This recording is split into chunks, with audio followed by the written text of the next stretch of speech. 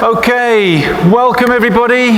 Thanks so much for being here. My name's Matthew. I'm the lead pastor, and we are wrapping up a series today called GodQuest. We've been, for the last few weeks, we've been exploring what does it mean to experience God, and we've been sort of taking this approach of it being like a game, trying to take a more light approach, maybe not necessarily light-hearted, but a lighter approach, a more fun approach, a more adventurous approach to our spirituality. When sometimes our spirituality can feel a bit like a chore or a weight on us, and a bit of pressure and that kind of thing. I think we're very good at putting pressure on ourselves. Religious people tend to do that to themselves and to other people. So, what would it look like if we took that pressure off? So, we've been exploring that over the past few weeks, and we've been looking at I guess a number of different concepts. You remember a few weeks ago when we first started off, we talked about God being everywhere, in everything, and we're in that. So rather than necessarily God being like a needle in a haystack, maybe we could change our minds a bit and see God in a lot more pervasive, a lot more present. Last week we looked at the fact that God is in us. And we used lots of different metaphors for that, like maybe bearing the divine image, or the divine light, or being children of God. Kind of like we're offspring of the divine. We've also used that metaphor to kind of get at both of those issues of God being everywhere and God being in us. We're like sponges in an ocean. God, the metaphor of God as an ocean, and we're in that ocean full. We soak that up. We're full of God or have potential for that, and we're swimming in an ocean where God is everywhere. So then, a couple of weeks ago we talked about the fact that life's not a bed of roses. That life's not all about love. There's this thing called fear, which is like anti-love. And so the way we overcome that is through putting others first. There's this way of Jesus who we're following, which is all about patience and kindness and turning the other cheek and forgiving, where we get to overcome anti-love with love. And we view that as servanthood, a sort of state of mind, a state of heart, which results in actions. And serving is love in action. And today we're going to look at, for want of a better term, God in other people. It's called the multiplayer experience as we think about this game. And we get to encounter other people in this game of experiencing God in all kinds of different ways. And we'll look at some different kind of scenarios and different categories of how we experience other people, and how that can be a positive thing, both for us and the other people that we encounter. But I think some of what we're doing in this series is, in some sense, trying to change our consciousness, maybe change our mindset, look at things a little bit differently, maybe change some paradigms. And that's something that Jesus was always doing, right? Jesus was constantly challenging people about their mindset. I think we can all relate to that. We know that when we approach something, when we're tired, when we're kind of negative, when we're, it's same old, and we have a certain set of expectations, things don't necessarily turn out all that differently to what we expected. But when we're more positive, when we're more energized, when we're more engaged, when we're more open-minded, all kinds of different things can happen. Jesus said, for instance, repeatedly, repent. And that word, it's from the Latin. It means to rethink. In the Greek, which it was written in, Jesus didn't speak Greek as far as we know. He spoke Aramaic. But in the Greek that story is written down in, the term there is metanoia, which kind of means knowledge from beyond. It's like opening our minds, having a higher consciousness, enlightenment, if you like. And Jesus was also often saying things like, "You've heard it said such and such, but I say this." So he was always challenging traditions, challenging our habits and our thinking. So part of what we've been looking at, I think, is to some degree looking at the whole notion of God in a slightly different way through this game metaphor. One of the things we've talked about is how God can't really be defined or pinned down. God isn't like a person. God is beyond personhood. God is dynamic and vibrant. And we looked last week, actually, Ruth, when she was talking about God in us, mentioned the metaphor of the Trinity, right? Where we have in this Christian tradition, our notion of God is Father, Son, and Spirit. And there's some points at which I think that metaphor breaks down a bit. It's not so helpful, but there's other ways in which it's really helpful because it shows that there's this love dynamic in God. Like God is love, right? We've been talking about that. And it's about connection and community and relationship. We've also talked about the fact that loving God is all about loving others, right? And loving God is all about receiving love. So there's this other dynamic, which is, if Jesus said, if you want to love God, love other people. The most important things, two most important commandments are love God and love your neighbor as yourself. So there's this connection between self and God and other. So let's look. So in other words, there's this dynamic flow. If we, and I want us to perhaps today, as we think about other people, think about this dynamic flow of love in God or in the universe or in our reality, in our experience of reality. Thinking about people as being part of that flow, and we are in that flow, and we're either adding to that flow or we're taking away, or we're contributing love or we're contributing fear, and we're receiving fear or we're receiving love. And think about it in those connected terms, and maybe that will help us approach people a little bit differently, maybe engage with people in a slightly different way. Let's look at a few scriptures, some of which we have looked at before on this journey, on this game we've been in the last few weeks. These are some snippets from the 4th chapter of the first letter called John, that we believe somebody called John wrote. He says this, or she said, we don't know who wrote it, so it may be a woman. Dear friends, let us love one another, for love comes from God. Okay, so that's the flow of love to us. Everyone who loves has been born of God and knows God. Whoever does not love does not know God, because God is love. So this flow is love. Dear friends, since God so loved us, we also ought to love one another. So there's that flow out from us. We receive love and it flows out to other people. Dear friends, since God so loved us, we also ought to love one another.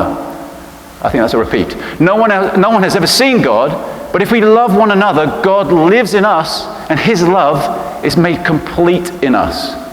And so we know and rely on the love God has for us. God is love. Whoever lives in love lives in God and God in them. So there's that. We are in God and God is in us, and it's defined by love. God is love. There is no fear in love, but perfect love drives out fear, because fear has to do with punishment, right? I think we all get that. The one who fears is not made perfect in love. So fear is anti-love, right? The opposite of love is not necessarily hatred, it's fear, which leads to withdrawal, which leads to alienation and separation, and then competition, and then violence and hatred and all those things that come from it. But it's rooted in fear, it seems. At least this is what the author here is suggesting, and I think we can all probably relate to that. We love because he first loved us. Whoever claims to love yet hates a brother or sister is a liar. For whoever does not love their brother and sister whom they have seen cannot love God whom they have not seen. And he has given us this command: anyone who loves God must also love their brother and sister. Now I think some of those things there that we're looking at, there's just some snippets, they're not surprising to us. We talk a lot about love here, and we know we should love one another, and the world needs more love and that kind of thing. It's just so desperately hard, right? So as we go out, we can think that here, and we sing some beautiful songs. That's the words of that song that we just sang at the end there. I mean, all those songs, but that one at the end, just so beautiful, this dream of the world coming together. But it's just really hard when you go out that door and we encounter all kinds of different people. That's part of our challenge. So we're going to try and sort of look at that this morning and wrestle with it a little bit.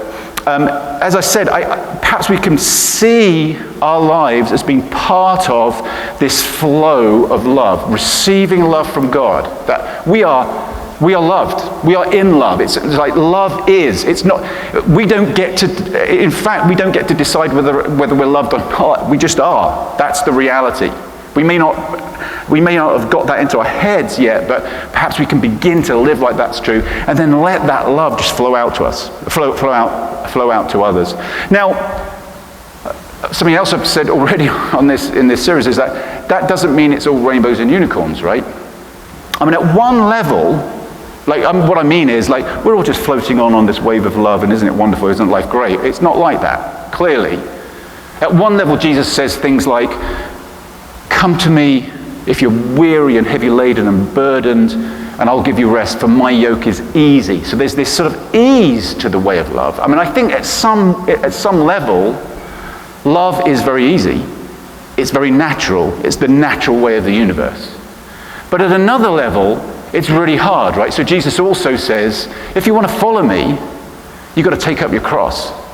So those are two very different statements about the same thing, really. One is like, get in the flow of my love. The other is like, if you do that, you're going to encounter resistance. You're going to encounter problems within yourself, within other people. So, for instance, Jesus says in Matthew, Jesus makes a really interesting statement. He says, do not suppose that I have come to bring peace on earth. I did not come to bring peace, but a sword. We don't often quote Jesus this way. For I've come to turn a man against his father, a daughter against her mother, a daughter-in-law against her mother-in-law. A man's enemies will be the members of his own household. So I think what Jesus is saying there is not take up arms. He's not saying be a troublemaker and be mean. Jesus is just saying that when we get in the flow of love, we're going to encounter resistance, and that's going to be where we have to sort of make the effort, take up our cross, and that's going to cause disruption. When Rosa Parks said, I am not giving this seat up, when she said that, she was creating resistance, right? She was creating a disturbance in the force, if you like. She's saying, no, not in a selfish way, but saying, I'm resisting anti-love. I'm resisting the dynamic that says some people are worth more than others. And she's pushing back on it, and that creates conflict. So in all this give and take, it's not all rainbows and unicorns. There's going to be conflict. But ultimately, Jesus says this to his followers. He goes, peace I leave with you, my peace I give to you. So here's the same guy that said, I did not come to bring peace but a sword. Okay, here we have the paradox, so much of the paradox of spirituality, right? So it's about not being peaceful, but it's also ultimately about peace. My peace I give you, I do not give you as the world gives. Do not let your hearts be troubled, and do not be afraid. Don't be fearful. Because ultimately where we're headed, the destination is love, and that is peace. But we're going to have to take up our crosses. We're going to have to serve. We're going to have to engage in a very different way in the world for that to become a reality.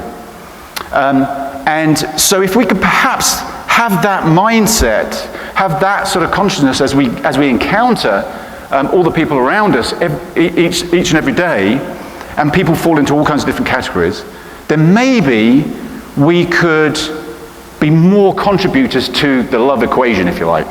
And in doing so, receive more love back, because that's how it works, according to what we were reading there in John. So let's think for a moment, all the different kind of people that we encounter, all the potential partners or collaborators in this GodQuest game that we encounter throughout the week, throughout the year, throughout any moment. With each of those people, we have an opportunity to help them move away from fear towards love, right? That's this multiplayer experience. We also have the potential for them to help us move more to love or more to fear, right? And so it's a reciprocated deal. And if we think about it, and I want to sort of break it down into perhaps three categories. We have people that we encounter who are sort of almost random, or at least they're perhaps not sort of close people, or people that we're in intentional relationships with. Might be people, neighbors, people we pass in the street, colleagues, co-workers. They're just sort of circumstantial.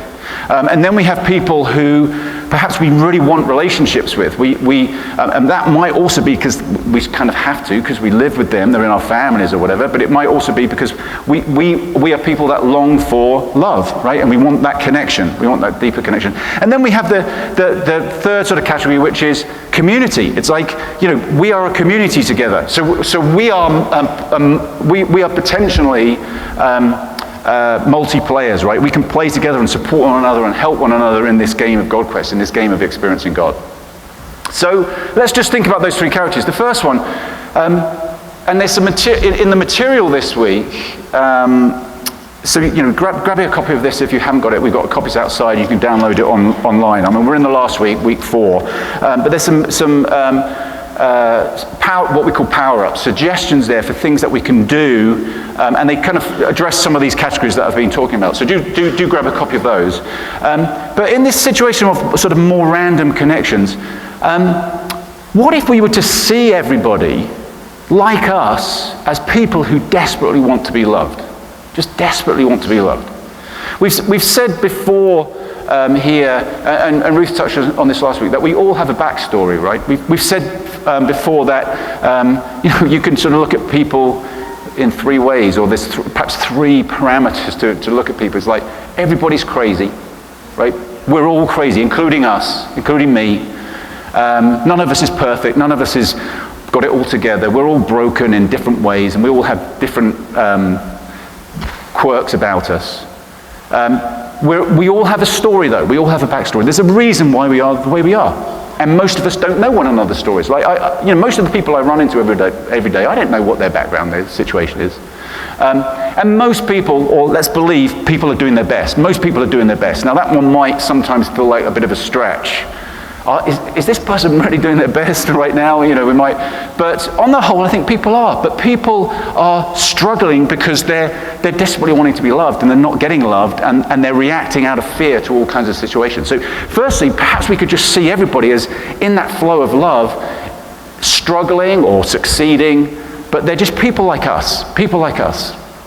Now, some people, clearly, that we encounter are really difficult and might even be super toxic, right? And they might be people that we just have to be with, or people in our families, or whatever. And sometimes the most healthy thing we can do is just put some boundaries down, right? So let me just say that first off. I think we probably all have people in our lives like that, and we're not able to help, and we just need to put some boundaries down. So I just want to put that down there as a caveat. But most people actually are not like that. Most people are just are doing their best. Most people, actually, when we engage with them, and then in some of the exercises this week, they're very simple things about just reciprocating kindness and looking people in the eye and smiling and encouraging people and thanking people and being grateful to people. And then when people are like that with us, sort of soaking it up and receiving it and recognizing, actually, that most people are pretty loving, kind people. And focusing on that, and again, sort of changing our consciousness a bit to more, actually maybe the world is half full of kindness and goodness rather than half empty. And perhaps that would change our approach in this game. Maybe we would get more energy as we play this game of GodQuest. We all know that in our own lives, when we're not feeling loved or when we're struggling, we are less than good people, right? So a few years ago, give you an example of that. I could give you hundreds of examples of that from my own life. A few years ago, I was going through a kind of difficult patch and feeling super unconfident, just sort of low on the confidence for all kinds of reasons. And I think we'd just been to the movies. And my kids are all grown up now, they're adult kids, but this was back when my two boys were teenagers. So I've got two teenage boys in the back of the car. And they were going through a phase of not particularly getting on very well. And they were just bickering and going for it, And then they started getting a bit physical.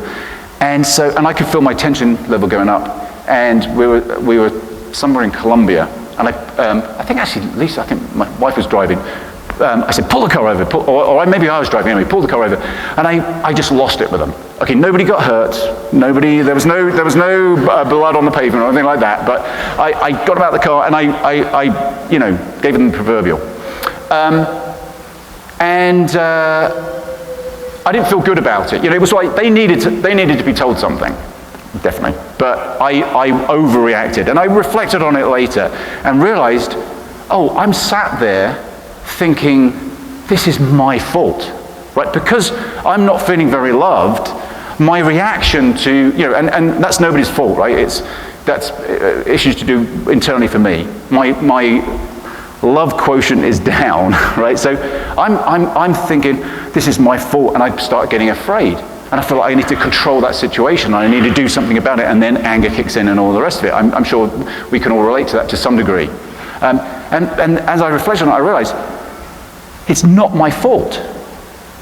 It's my wife's fault, right? No, I didn't think that. I thought, why am I blaming myself for this, right? Now, I think we all struggle. If you're a parent, you struggle. You kind of blame yourself for all the bad things and then don't take credit for all the good things, right? That's how we're wired, it seems like. But it was because I'm feeling insecure. And so my encounter in that situation just perpetuates and deepens my sense of insecurity. And I react out of fear, not out of love. And I've added more anti-love to the equation, right? So part of this is recognizing that we're all dealing with different things, and the more that we can be full of love, the better we're going to react. I'm sure I've told the story here before where this was years ago when I was living back in England. Again, I was in a kind of pretty dark place, but I had this really deep spiritual experience at this conference, or this spiritual retreat. And I came out of that late at night, absolutely, I was brimming with God's love. Probably my high point. And somebody had broken into my car. And there were these kids, these lads, sort of, teenage lads and they had obviously done it because they were laughing at me. I think they were laughing at us because I never really have very nice cars. I think they'd broken and thought, what, is this it? There's nothing to take, and they were sort of jeering, giving me the finger, and, two. You give two fingers in England, I don't really know that, but not that that's important, but anyway. They were doing that, and I just felt nothing but love for them. It was so easy to forgive them. I wasn't worried at all. I didn't feel any kind of loss. I didn't feel any anger. And because when you feel loved, everything's okay, right? When you are full of love, it's almost impossible to hate. It's almost impossible not to forgive. Do you know what I mean? Now, those are two, little examples. We have to deal with much bigger issues than that in life. But what about those other people who are themselves not feeling loved? When we engage with them, it's so easy to return anti-love with more anti-love, right? It's so easy when somebody reacts to us to push back. What if we could just take a moment in this new consciousness and think, what if this is all part of the game? What if this is actually a challenge? Could I return love for this fear? Could I see this as a challenge, an adventure, rather than seeing somebody as an enemy or an opponent? See them as a fellow struggler, somebody in this flow of love, and I'm going to sort of take this on as a challenge. Whereas I tend to approach people as it's succeed or fail, right? It's all about did I get the better of that encounter or not? Did I get the higher ground? Was I more self-righteous? All that kind of stuff. But rather seeing things in a very different way. How might those encounters in everyday life be different? And if we all did that, how might the world actually be different? It's in Romans chapter 12, it says, don't be overcome by evil. Because that exists, that's out there. We know it is, and it's going to hit us the moment we walk out of that door. Maybe before we walk out of that door. But overcome evil with love. Don't be overcome by evil, but overcome evil with love. I think we have the scripture on that. Jesus was constantly talking about this. And again, we'll look at this passage in Luke chapter 6, where Jesus is talking about these kinds of things. And really, I think, saying to us, look, if you can get this different mindset, if you can see people differently, if you can respond to people differently, you're going to benefit. You will benefit because there's this return that happens. So in Luke chapter 6, Jesus says, familiar language, right? We usually read this in Matthew's gospel, and it's called the Sermon on the Mount. But Luke has it in a sort of different context. But to you who are listening, I say, love your enemies, do good to those who hate you, bless those who curse you, pray for those who mistreat you. If someone slaps you on the cheek, turn to them the other also. If someone takes your coat, do not withhold your shirt from them. Give to everyone who asks, and if anyone takes what belongs to you, do not demand it back. Do to others as you would have them do to you. Okay, so that's this whole thing of saying, what if we just did to others how we want to be done to, rather than doing to others how they deserve to be done to, or doing to others how they've treated us already? Is this flip that Jesus does. If you love those who love you, what credit is that to you? Even sinners love those who love them. Okay, so if we're loving just to get love back, that's not really up to much. And if you do good to those who are good to you, what credit is that to you? Even sinners do that. And if you lend to those from whom you expect repayment, what credit is that to you? I mean, do we really? I think we do. We expect a whole load of repayment, right? We're going around in life with an expectation, okay, a consciousness that is, I want to get this back, I need to get that, I need to get the other, and if I don't, I feel shortchanged and I feel mad. Jesus seems to be challenging all that, saying, if you lend to those from whom you expect repayment, what credit is that to you? Even sinners lend to sinners expecting to be repaid in full. But love your enemies. Love when you're not going to get anything back whatsoever. Do good to them and lend to them without expecting to get anything back. Then your reward will be great. So here's the paradox. Actually, that's how you win in this game. It's not about who gets most, it's who loves most, who's the kindest. Your reward will be great. You will be children of the Most High. There's that metaphor. We're children of God. We're of the image of God. We're creations in light to God, because He is kind to the ungrateful and wicked. Be merciful just as your Father is merciful. Do not judge, and you will not be judged. Do not condemn, and you will not be condemned. Forgive, and you will be forgiven. Give, and it will be given to you. So there is this reciprocation, right? That's how we get energy in this game, is by loving, and yet loving isn't always reciprocated immediately to us, but somehow as we love our enemies, as we return hatred with kindness, as we return fear with love, we ourselves are energized. That just is a paradox that we find hard unless our mindset is more set in this kind of flow of God is love that we were reading about in John. Okay, so we want to sort of change our mindsets perhaps. Let's think about, this is just people in general. Let's think for a moment, all of us need friendships, relationships. Right, all of us need that. So this sort of second category that we're going to look at in terms of relationships are the people who perhaps we want to be friends with, we want connection to. People that we already love, or perhaps people that we don't feel that close to, but we want to be closer to. And so I've got a few thoughts here. Maybe we could put the next slide up. Some relational power-ups, okay, in this metaphor of a game. How can we go about actually getting more support, getting more help as we go through this journey, this game called GodQuest? And not only that, how can we, through those relationships, actually experience God more? Because God is in people, right? If God is in me, we were just saying that at the beginning, then God is in you. And I'm actually encountering God whenever I encounter another person. Again, perhaps a different sort of view, different mindset. So here's we talked a lot this series about being, just being, and we're going to do an exercise in a second just to sort of wrap up, where we're going to focus on just being ourselves rather than trying to be something or wondering who we are, just being in God's presence. So I've got sort of 4 B's here. Be proactive. Okay, so we have to make some effort, I think, when it comes to these relationships. If we want to draw close, we have to be intentional about it. This is, for me, where the issue of be the change you want to see kicks in.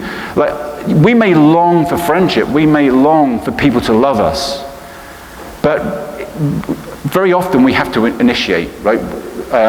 We could sit back and just think and bemoan the fact that we don't have friends or that we don't have people that are close to us, but we can be that and for others. And as we've just been reading about, there's a reciprocated energy that takes place there. So being proactive about it is really important. Being vulnerable, right? So by opening ourselves up to other people, and and obviously that takes some time, and we need to be wise about that. Like, there are some people it's not appropriate to be vulnerable with. But as we begin to draw closer with people, by being vulnerable and just disclosing things about ourselves, being honest about ourselves, we invite people to draw closer. We also invite them to be honest. We make it okay for other people to be honest, right?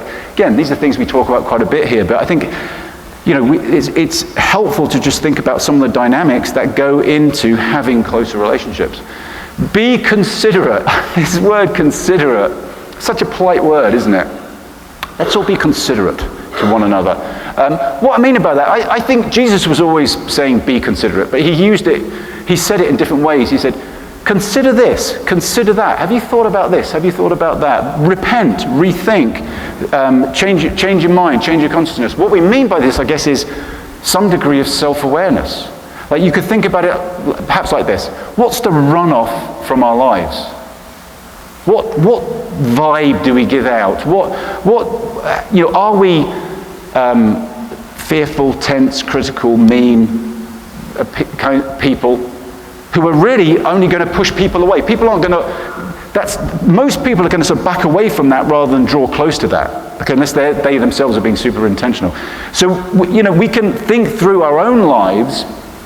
Being considerate means thinking about, how am I treating another person? How am I, I think especially when we're in very close relationships, and you think family situations or familiar situations, it's very easy for us just to I'm just going to react, I'm just going to, this is how I am. Like me in that car with my boys. I wouldn't have been like that with any one of you two. But if two of you had been arguing in the back of the car, I'd have been a bit more considerate, because my filters are up, right? But sometimes when our filters are down, we're less than considerate. So thinking about, if we want to draw closer to people, just thinking about the best thing I can do, as we say so often, to help somebody else or be a positive impact in somebody else's life, is to deal with my own issues, to work at myself, to engage with love myself, so that I'm a more loving person. And that kind of leads into be committed, that there's this longevity. Things don't always work out, right? We fail. Other people in relationships fail. We let each other down, but we remain committed in the spirit of what we just read about there, that Jesus said, which is, don't just love to get love back. Don't just give so that you'll get paid back. What if we could learn to love when we're not being loved back? I think I mentioned this on week 2, that's, for me, I feel like the journey of life really is all about finding out what really is love. And is it possible to love through a situation when you don't feel loved yourself? Because again, love that is only reciprocated, or is only remains true when it's reciprocated, doesn't necessarily feel like real love. I mean, there's got to be a more powerful love than that, right? And I think about that. Like, I've been married. How long am I married? 28 years, 28, 29 years. That did anybody? If you're married here or you're in a permanent relationship, did anybody know what they were getting into when they did that? Right? Because you love, but really I know. When I first met Lisa and we're first married, I'm loving because I just want to be loved. Would somebody please love me? And then somebody loves me, and then it feels great. But then there's times where she doesn't feel loved by me, and there's times when I don't feel loved by her. And can we work through that and love to remain true, love to remain powerful? Again, what if we were able to love like that, not just in those relationships, but in the closest of our relationships, even, if we could see that kind of love in society, that would be transformational. It'd be completely transformational. So it's gone. Anyway, what was the last one? Be committed. So, thank you. So being in it for the long haul. Let's look at a scripture that this often gets read at weddings, 1 Corinthians 13, but I think it just gives us the essence here. Love is patient, love is kind, it does not envy, it does not boast, it is not proud. It does not dishonor others, it is not self-seeking, it is not easily angered, it keeps no record of wrongs. Do you feel like, this is challenging, right? This is really challenging. Love does not delight in evil, but rejoices with the truth. It always protects, always trusts, always hopes, always perseveres. Love never fails. But where there are prophecies, they will cease. Where there are tongues, they will be stilled. Where there is knowledge, it will pass away. Okay, that's the end of it. I just wanted to end on, actually, love never fails there. But love never fails, right? The point is, love never fails.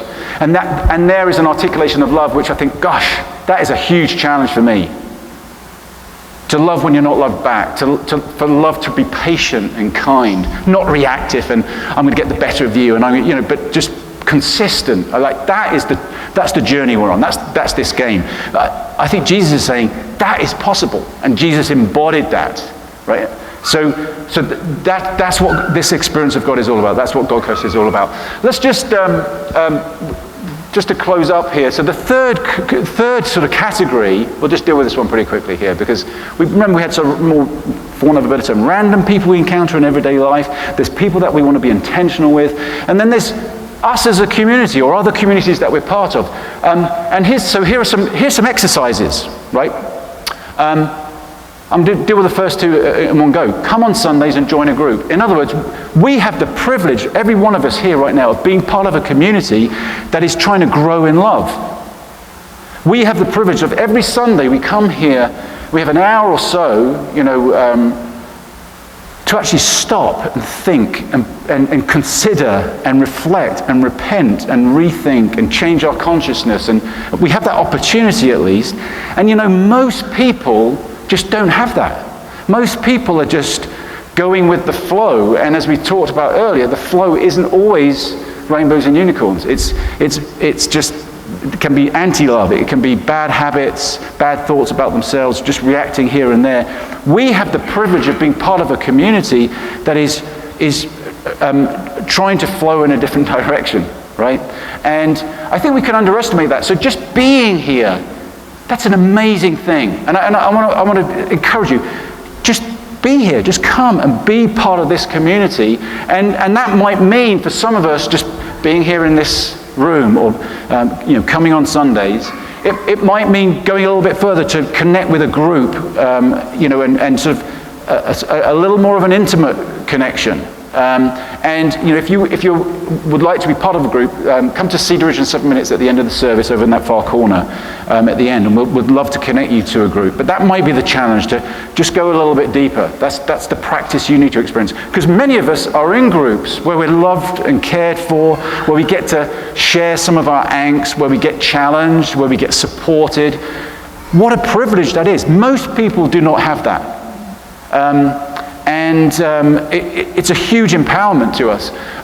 Connect with others. So that's on this more individual level in a community, to reach out to people, like after a service over coffee, before the service over coffee, or maybe inviting people out for a meal, or just looking out for people and being proactive, like we were talking about earlier. And there's some stuff about that, some ideas for that in the material this week.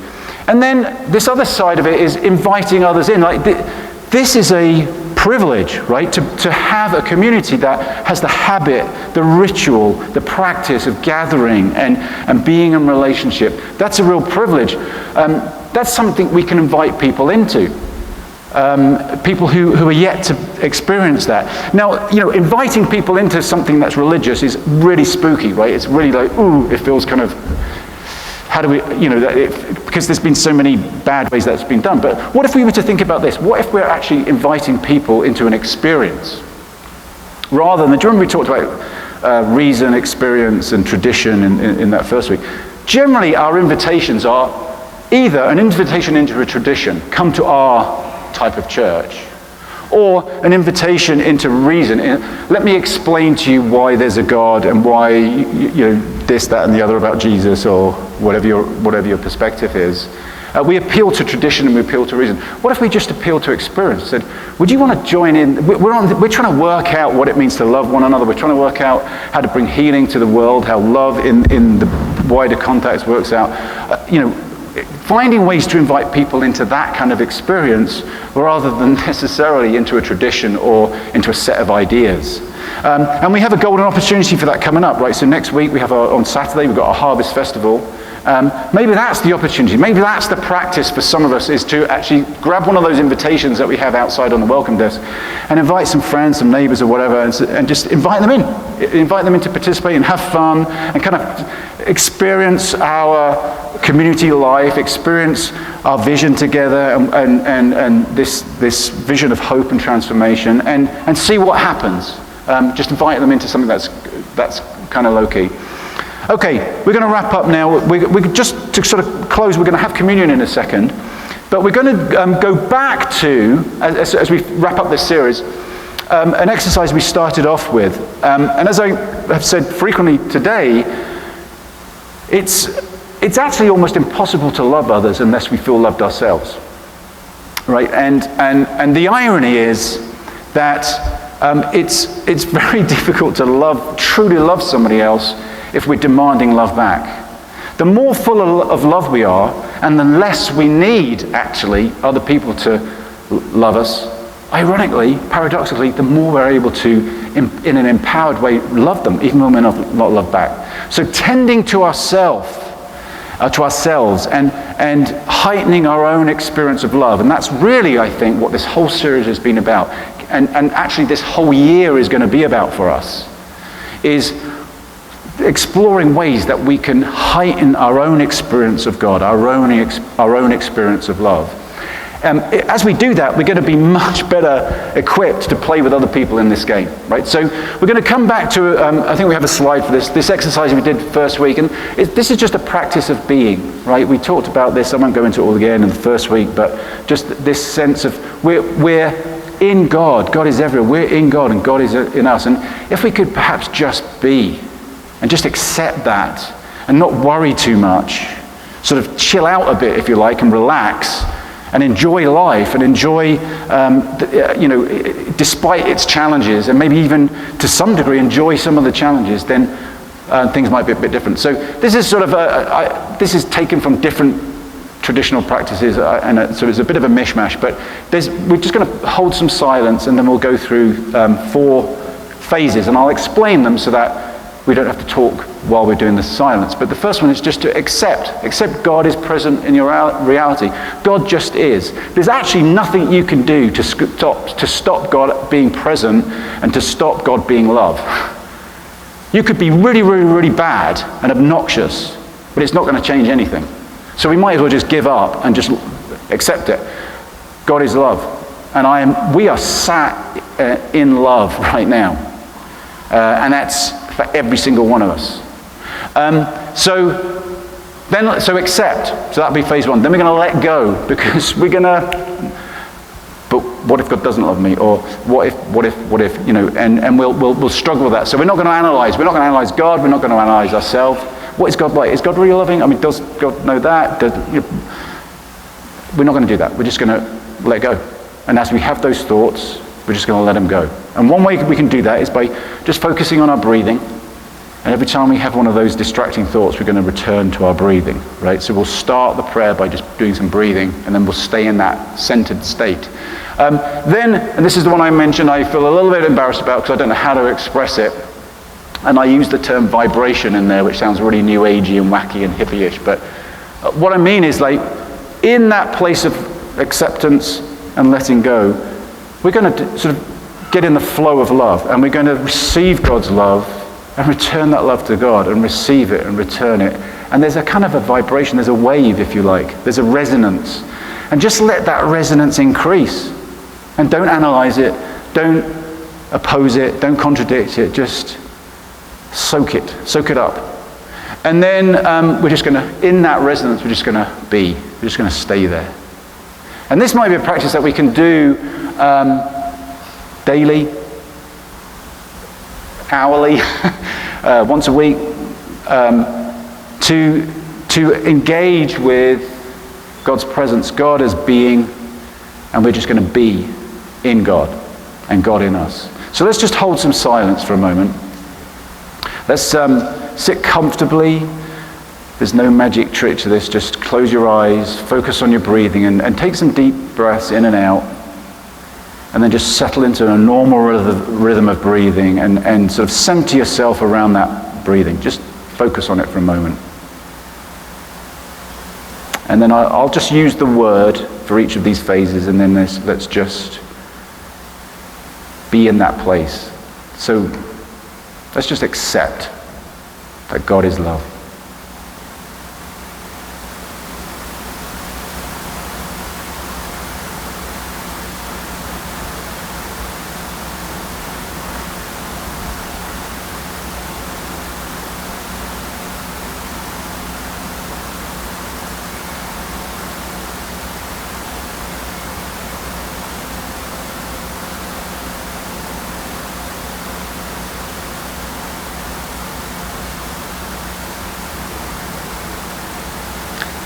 And then let go and sink into that love.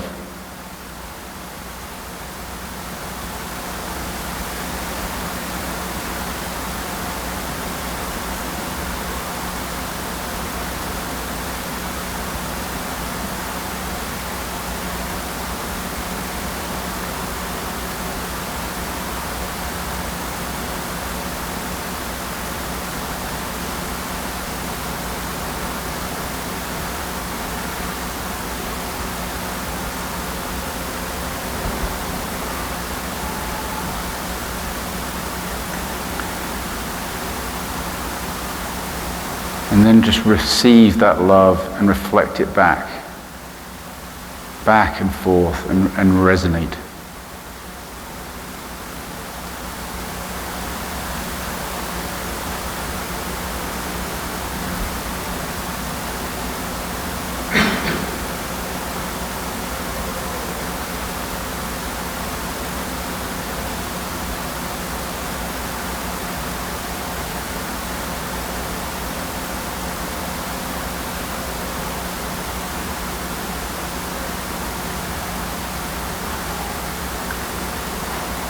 And as you resonate with that love, just be. Just don't worry about who you are, why you are, but just that you are. Be.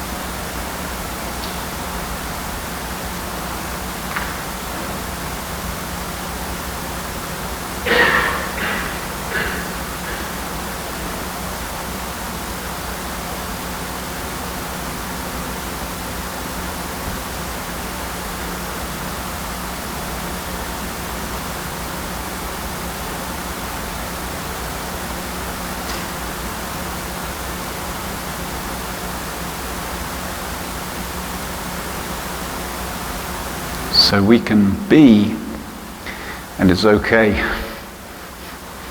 We can just be, let all the pressure, take all the pressure off, and we're okay. So we're going to take communion now. This is an ancient practice that we do here every week, and it involves bread and wine, or for us, gluten-free crackers and fruit juice. So everybody's welcome to participate. It's a symbol of love and community. And if you want to be in community, you are really welcome. And we are all loved anyway. So everybody's welcome to do this. So you can serve one another at the front here or in the middle, just sort of circle around those tables. And then there'll be people at the sides who will serve you if you want to be served, in a more formal kind of way. We also have prayers you can write out just at the side here where those little window panels are. And you can write out a prayer, put it in the window, and we'll pray for you during the week. Or if you want somebody to pray with you now, you just want to share a burden, there'll be people at the back who would love to pray with you. You can light a candle at the back there too. There's places where you can give a financial offering, and we'll sing some songs. So respond in this moment how you feel appropriate. As I said, everybody's welcome. So please come forward and take communion.